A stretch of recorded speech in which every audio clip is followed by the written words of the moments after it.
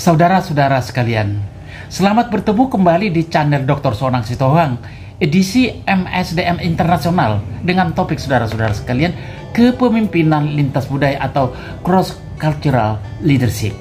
Namun saudara-saudara, sebagaimana biasa, sebelum mulai pembahasannya, jangan lupa tekan tombol subscribe dan aktifkan notifikasi dan lonceng agar Anda tidak ketinggalan informasi berikutnya dari channel ini. Latar belakang. Kepemimpinan merupakan salah satu bidang indisipliner yang baru. Meskipun sejak tahun 60-an telah muncul teori Douglas McGregor dalam bukunya The Human Side of Enterprise yang menulis tentang teori perilaku dalam pengelolaan sumber daya manusia. Selama 1 abad terakhir, hanya sedikit artikel terkait dengan kepemimpinan yang telah diterbitkan dan hanya sedikit yang fokus kepada tujuan dan manfaat pengembangan kepemimpinan. Program pengembangan kepemimpinan atau Leadership Development Programs menjadi suatu yang banyak dibahas dalam 2 dekade terakhir sebagai respon atas kebutuhan mendesak untuk mempersiapkan pemimpin baik di sektor publik maupun bisnis yang kompeten dalam menghadapi tantangan dan kondisi ketidakpastian di era globalisasi dewasa ini.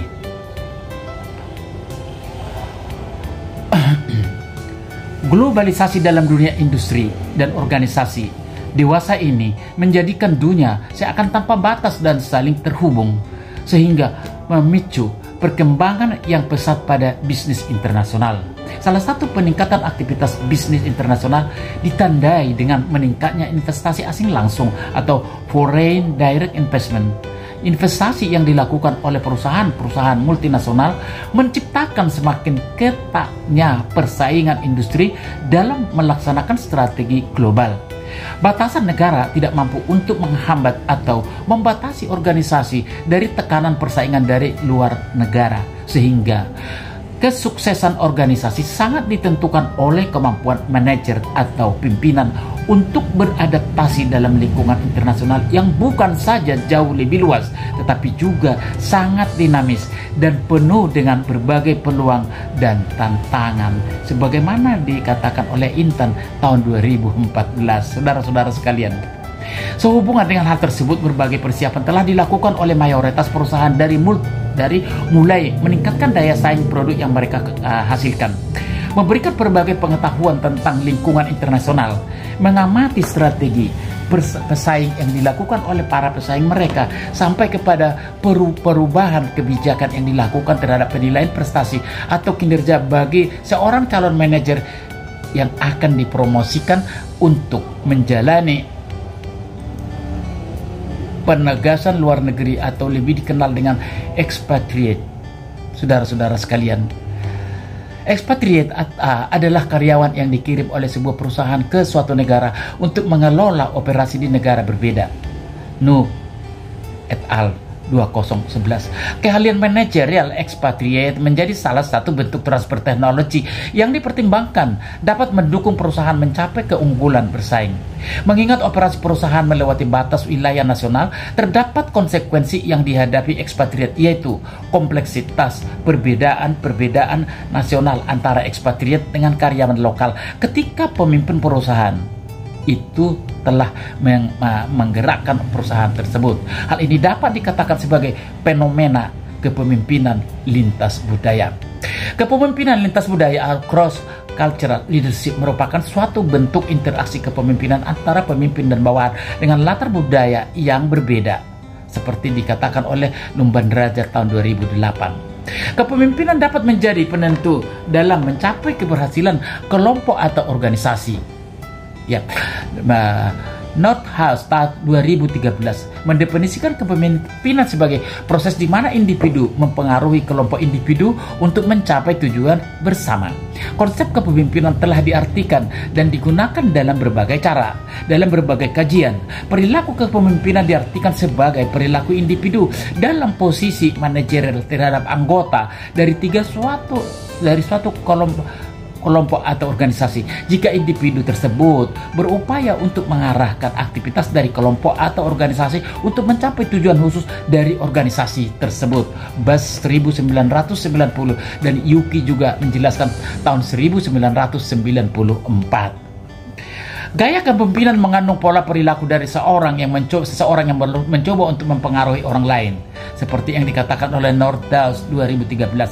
Sementara itu, kepemimpinan secara lebih luas diartikan sebagai kemampuan mempengaruhi orang untuk mengarahkan supaya mereka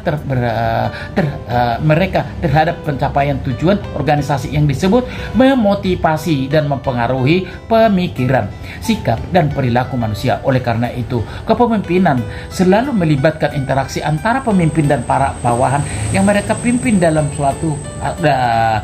seluruh aspek pekerjaan yang telah ditentukan oleh organisasi untuk mencegah terjadinya suatu hal yang akan merugikan perusahaan. Saudara-saudara sekalian, karyawan asing asal negara maju umumnya dipandang turut memiliki teknologi dan pengetahuan yang sepadan dengan kemajuan di negaranya. Hal ini menyebabkan posisi karyawan asing sering berada pada tingkat top manager atau menjadi atasan para ekspatriat atau karyawan lokal. Setiap negara memiliki ciri khas dan karakter budaya masing-masing. Perbedaan tersebut dapat menjadi sumber yang menguntungkan bagi organisasi dengan dukungan dari lingkungan kerja. Meskipun begitu, Sender Siagian 2004 berpendapat bahwa peran pimpinan organisasi adalah memilih dan mengevaluasi mana budaya lokal atau budaya negara lain yang sesuai dan dapat berkontribusi untuk kemajuan organisasi. Ini juga berarti seorang pemimpin harus mampu memahami bagaimana karyawan dari budaya yang berbeda memandang dan menerjemahkan tindakan mereka. Saudara-saudara sekalian, mari kita tinjau pengertiannya secara teoritis. Pada umumnya, kepemimpinan selalu diartikan dengan manajemen. Padahal dari segi praktik itu berbeda. Manajemen berarti berbicara mengenai planning, organizing, actuating, and controlling, apa yang disebut dengan POAC. Sedangkan kepemimpinan lebih kepada hal bagaimana cara untuk mengatasi perubahan yang terus bergulir dalam suatu organisasi, sehingga organisasi akan dibawa ke arah yang ditentukan, visi, misi, atau program-program yang telah ditetapkan sebelumnya. Kata kepemimpinan atau leadership didefinisikan sebagai kemampuan untuk mempengaruhi suatu kelompok ke arah tercapainya tujuan. Dalam prakteknya, kepemimpinan menetapkan visi yang akan dicapai dan mengkomunikasikannya kepada sekelompok orang dapat dilaksanakan. Manajemen sangat berperan dalam hal mewujudkan visi yang dibuat oleh pemimpin. Oleh karena itu, manajemen terbentuk untuk mengimplementasikan visi dan strategi yang telah dibuat serta mengevaluasi pelaksanaan visi tersebut. Nah, Hasibuan 2008 mengatakan bahwa pemimpin adalah seorang yang menggunakan wewenang kepemimpinannya, mengarahkan bawahannya untuk mengerjakan sebagian pekerjaannya dalam pencapaian tujuan perusahaan. Saat ini, definisi kepemimpinan sangatlah bermacam-macam dan setiap orang memiliki pandangan yang berbeda dalam memaknai arti dari sebuah kepemimpinan. Berdasarkan pada beberapa penelitian menunjukkan bahwa kepemimpinan merupakan sebuah power dan kemampuan dalam mempengaruhi orang lain. Ada juga beberapa orang yang mendefinisikan kepemimpinan sebagai proses di mana individu mempengaruhi sekelompok individu untuk mencapai tujuan bersama. Nordhaus 2013. Kepemimpinan lintas budaya, saudara-saudara sekalian, yang merupakan topik yang akan kita bahas, ya.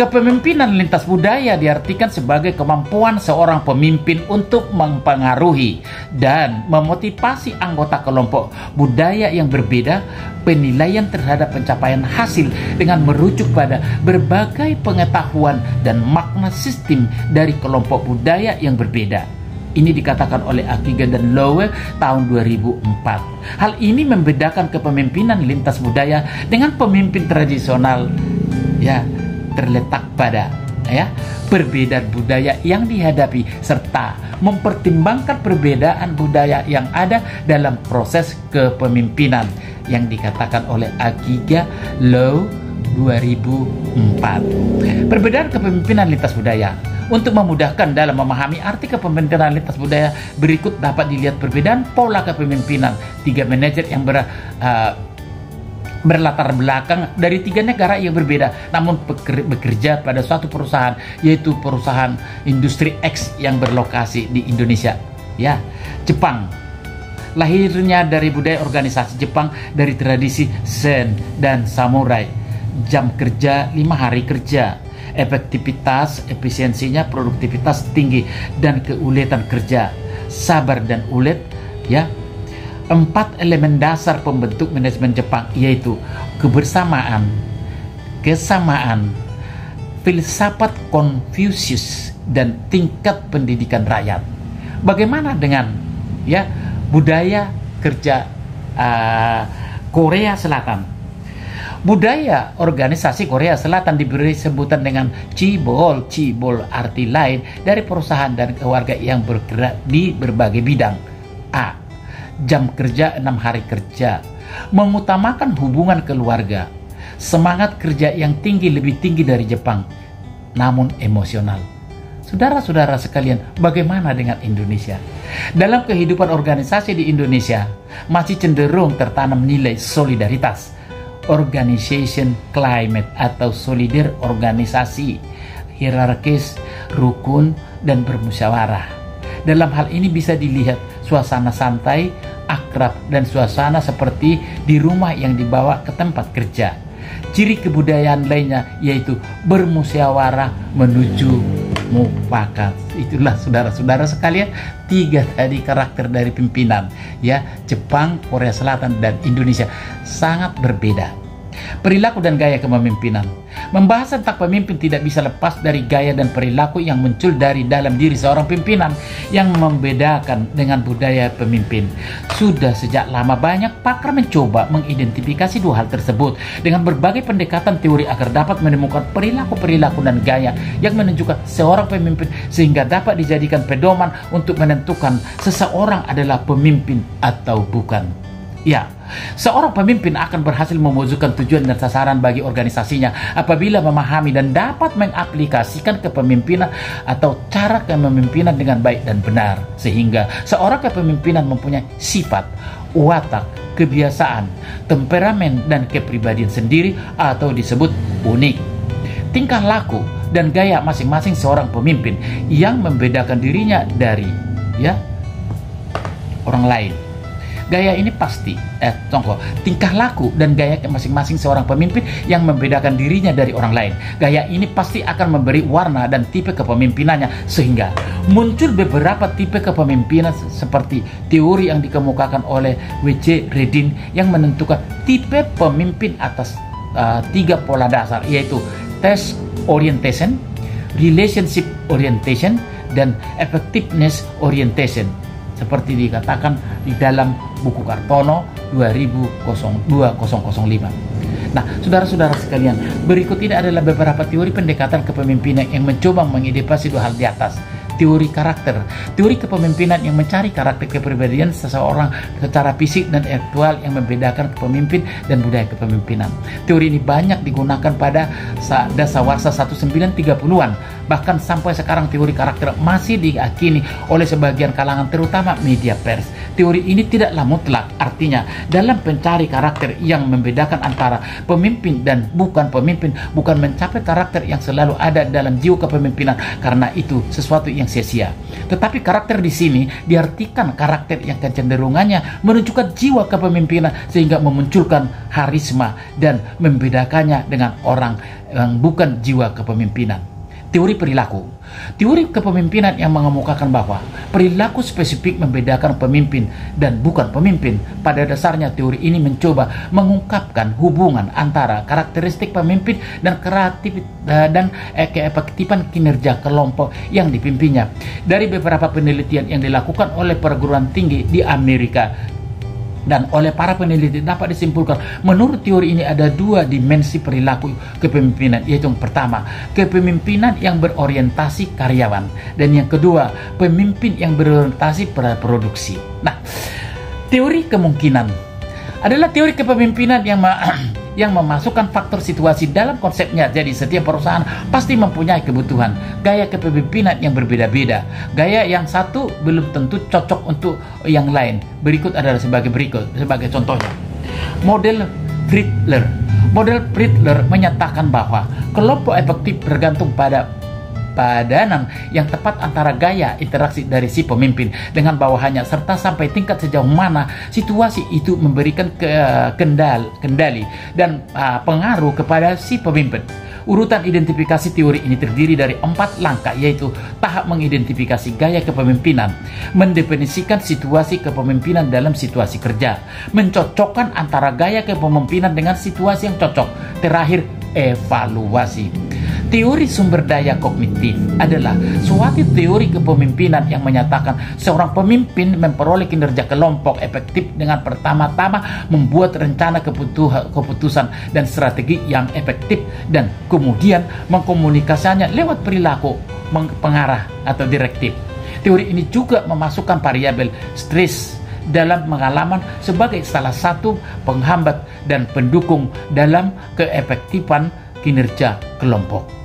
Teori situasional Hersey dan Blackchart, suatu teori kemungkinan yang memusatkan perhatian pada kesiapan pengikut. Artinya, gaya kepemimpinan disesuaikan dengan kesiapan bawahan. Jika belum matang, maka perlu gaya partisipasi atau orientasi karyawan. Tetapi jika karyawan dianggap sudah matang, maka sebaiknya menggunakan gaya orientasi tugas.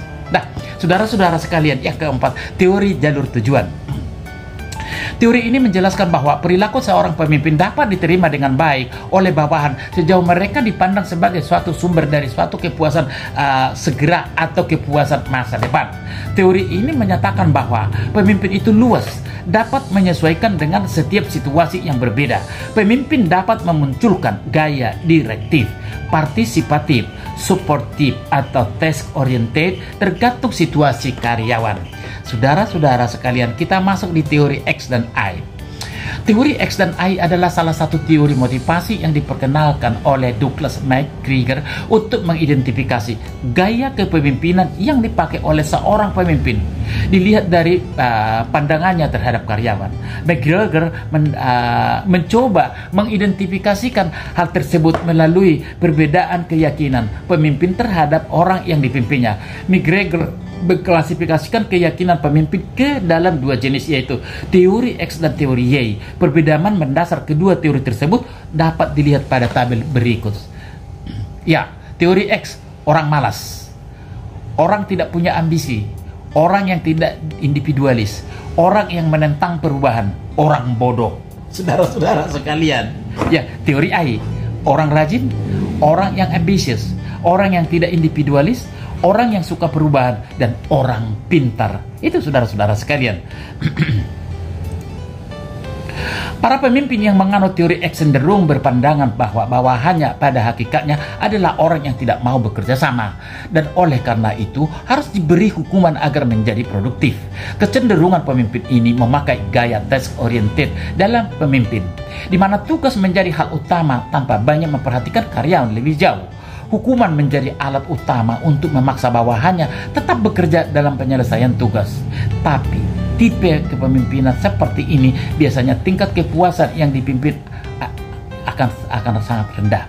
Berbeda dengan pemimpin yang meyakini teori Y.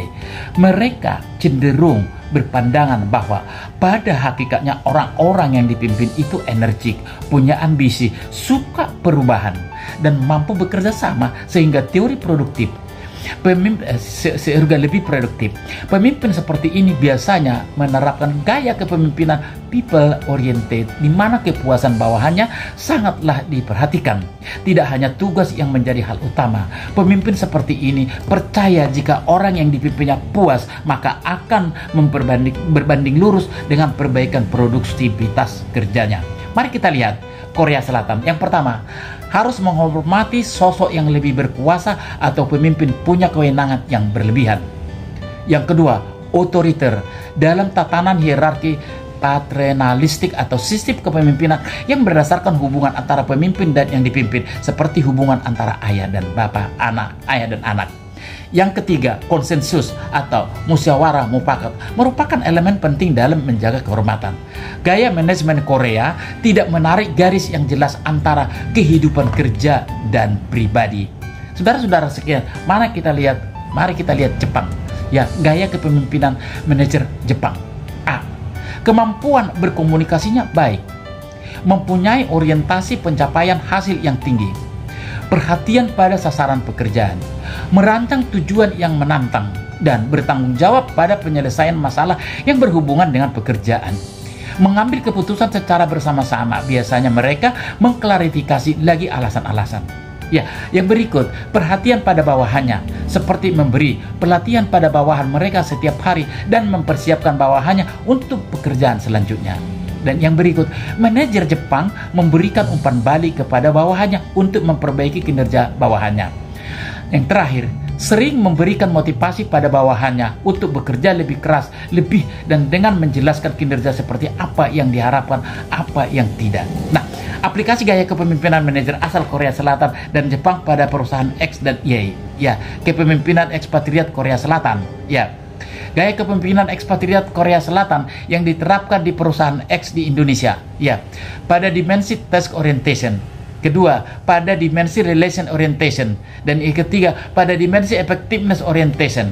Nah, sedangkan gaya kepemimpinan ekspatriat Jepang adalah pada dimensi task orientation. Dalam indikator initiating menunjukkan pemberian tugas dilakukan secara langsung, tidak diproses briefing terlebih dahulu. Nah, pada dimensi relationship and orientation, dalam indikator listening, ketika menemui masalah langsung, menemui karyawan yang bersangkutan secara langsung untuk menanyakan, memberi masukan.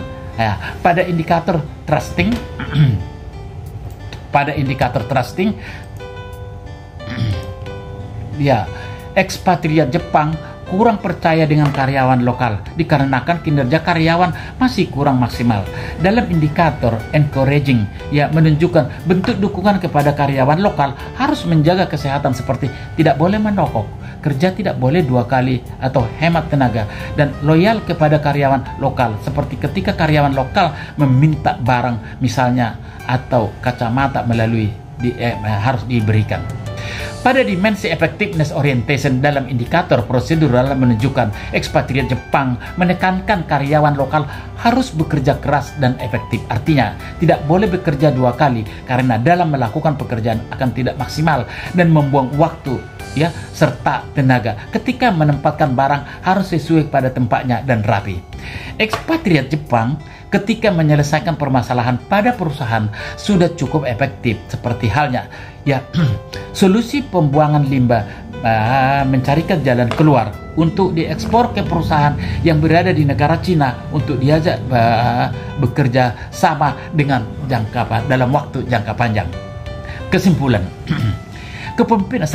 Kepemimpinan lintas budaya merupakan suatu bentuk interaksi kepemimpinan antara kepemimpin dan bawahan dengan latar budaya yang berbeda. 2. Kepemimpinan dapat menjadi penentu dalam mencapai keberhasilan kelompok atau organisasi. Dan ketiga, gaya kepemimpinan mengandung pola perilaku dari seseorang yang mencoba untuk mempengaruhi orang lain. Ya, oleh karena itu, kepemimpinan selalu melibatkan interaksi antara pemimpin dan para bawahan yang mereka pimpin dalam seluruh aspek pekerjaan yang telah ditentukan oleh organisasi. Ya, ekspatriat negara maju umumnya dipandang turut memiliki teknologi dan pengetahuan yang sepadan dengan kemajuan di negaranya. Hal ini menyebabkan posisi ekspatriat sering berada pada tingkat top manager atau menjadi atasan karyawan lokal. Setiap negara memiliki ciri khas dan karakter budaya masing-masing.